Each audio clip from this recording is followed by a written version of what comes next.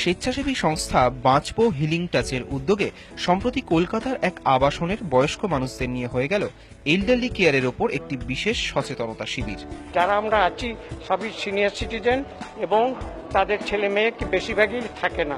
একটা এমার্জেন্সি সার্ভিসে আমার দরকার ছিল এবং সেটা ওনারা করেছেন। যখন তারা রাত্রির দিকে অসুস্থ হন তখন কোনো ডাক্তারকে ডাকলে আসে না, যেটাকে বলে এক্সাসারবেশন অফ দ্য সিমটম। সেই সময় কিন্তু এই ধরনের সংস্থা থেকে ভালো সংস্থা হতে পারে না।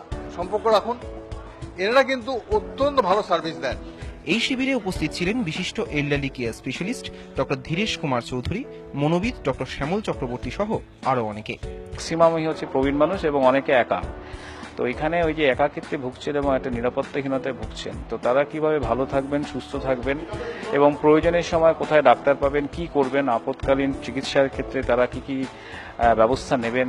বয়স্ক মানুষদের তো মানসিক সমস্যা, শারীরিক সমস্যা ভীষণভাবে হয় এবং এই যেটা বলছিলাম যে ফ্ল্যাট কালচার বা কলকাতার কালচারে যে সবাই একা হয়ে যাচ্ছে অনেকেই, বিভিন্ন এনজিওসরা যদি এরকম ফ্যামিলি ভিশনের কনসেপ্ট তৈরি করতে পারে তাতে করে আমার মনে হয় বয়স্ক লোকদের ক্ষেত্রে অনেক সুবিধা হয়।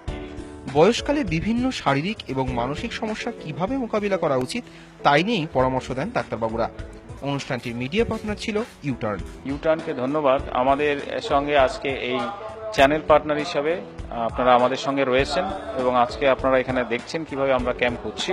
তো আগামী দিনেও ইউটার্নের সহযোগিতা পাবো এই আশা আমরা রাখি।